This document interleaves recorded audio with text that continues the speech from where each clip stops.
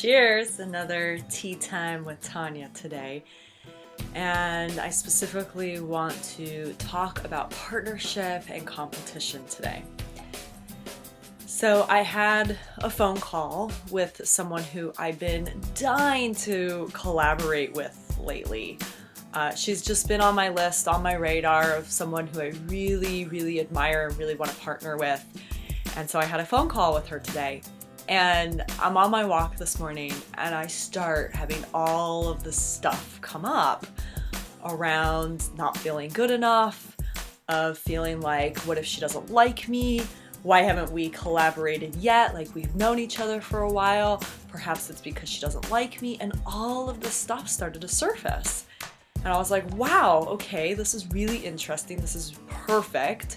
Because this is what most of us deal with when we are trying to collaborate with other people. And so I get on the phone with her and I start the conversation sharing exactly that. I said, it's a little bit embarrassing sharing this, but I'm just having a lot of insecurities coming up of you don't like me, and just told her that whole story of my walk. And she said, I'm really glad that you shared that with me. Number one, because it shows me that you trust me. And it's true. Who I know her to be is someone who can handle this communication, who has the capacity and the depth to be able to transform it. And so she thanked me for trusting her. And she also shared with me that this is what comes up around partnership and collaboration. This is why so many people struggle, is because of that competitive nature, right? And specifically, she talked about how sometimes when we come into collaboration with others and it's our business, right, we are concerned about how we're going to be able to make a living. By me coming into collaboration with this person, am I going to get my basic needs met? What's interesting about that in that she shared it, but it's exactly what happened for me when I got into another collaboration more recently as well. And that was exactly the conversation we had. We had to talk about the money.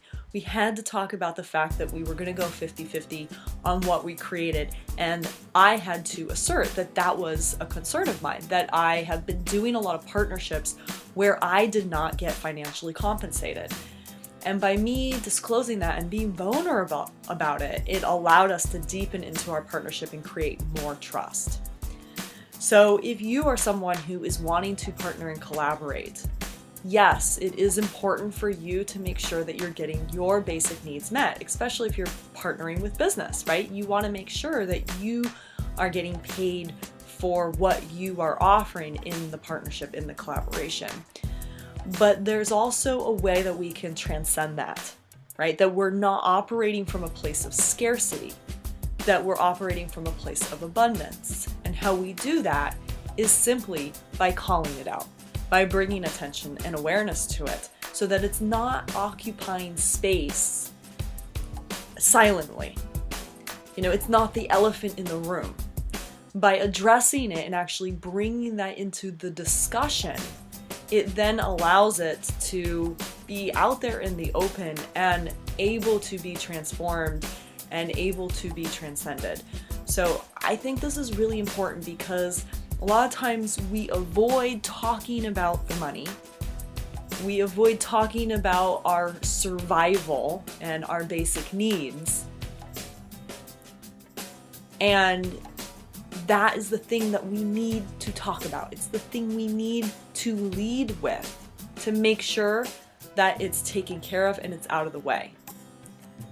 It's so important that we put things in writing and that we talk about these things that we don't want to talk about, including what happens after the partnership, right?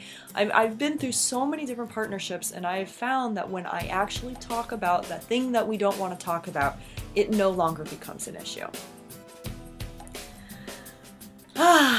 So, long story short of that is we are now collaborating, this woman and I. I'm so excited, and it just really deepened our relationship by me leading with that vulnerability.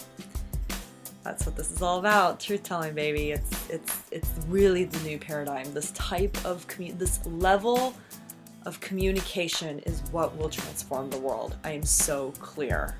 It's how we start to lean into relationships and see the interconnectedness amongst all living things. And we got to experience each other as mirrors in that moment. We got to see our reflection, and I got to overcome that small little ego scarcity mindset that I was carrying coming into that conversation. All right, there's Tea Time with Tanya. I'll see you tomorrow.